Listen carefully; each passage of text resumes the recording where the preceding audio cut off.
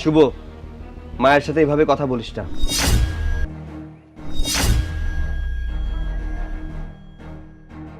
এই রিক্সা যাবে? আচ্ছা, আপনার বড় ভাই এখন রিক্সা চালায় নাকি? কি বললে বাবা? রিক্সা দিয়ে এসেছো সৈকতের, তার মানে কি সৈকত রিক্সা চালাচ্ছে? শোনো ভাইয়া, আমি তোমাকে সাফ সাফ একটা কথা বলে দিচ্ছি, কাল থেকে তুমি আর রিক্সা চালাতে যেতে পারবে না।